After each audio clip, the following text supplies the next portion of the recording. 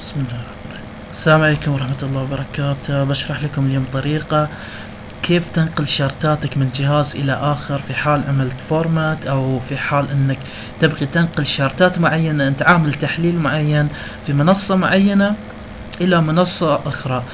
عندنا هني هذه الأيقونة بروفايل، تقدر تنظم منها شغلك وتحليلك، بحيث الآن أنا فاتح هذه المنصة عندي عملات مختلفة، يعني يورو، باوند، ين، مثلا عندي عملات كثيرة، راح يعني بتخربط لما ابغى احلل اليورو، ارجع ادور الشارت وين اليورو، ارجع ورا اشوف هذا لا مو هذا اللي يمه، فشوي في يعني نوع من اللخبطة.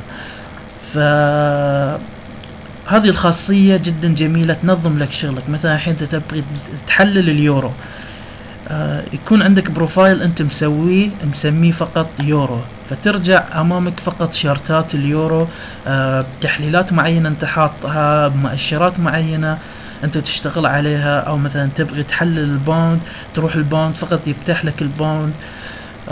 ففي شوي يعني تنظيم اكثر، ما راح بتتشتت لو كنت فاتح مثلا بروفايل متروس عملات وتتنقل بينهم.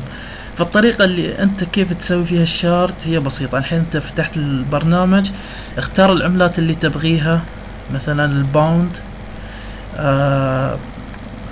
اعمل تحليل معين مثلا، او حط استراتيجية معينة بهذا الشكل. مثلا شارت اخر مثلا على الويكلي، مثلا انت محلل الويكلي بطريقة معينة، ما تبغي تنسى هالتحليل، تبغي تنقله وياك الى جهاز اخر او بروفايل اخر. فالحين احنا صار عندنا بروفايل معين في زوج الباوند فقط، بمؤشرات معينة، بتحليل معين وما الى اخره. فايش بسوي؟ اروح نفس الخاصية، بضغط سيف، بسميها مثلا حرف الار. اوكي، الان تسيفت عندي، شوف بحرف الار. يعني لو بنتقل الى اليورو، ابغى احلل الباوند، ارجع الى حرف الار، راح بيعطيني نفس البروفايل. طيب الحين هذا البروفايل الجديد ابغى نقله الى منصة اخرى او الى جهاز اخر. ايش بسوي؟ بضغط فايل، اوبن داتا فولدر، بروفايل، راح بشوف الار هني موجود، اعمل له كوبي، انسخه اي مكان، احطه مثلا ديسكتوب، اوكي، واقدر انقله الى منصة اخرى وبهذا الشكل.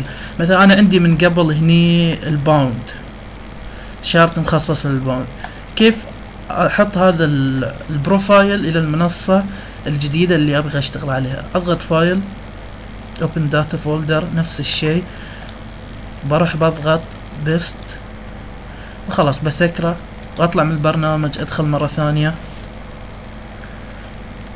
بهذا الشكل، راح يطلع لي الباوند، البروفايل جديد، اضغط عليه، اقدر اتصفحه واقدر انقله الى اي منصة انا ابغيها او الى اي جهاز اخر. وبس، يعطيكم العافية.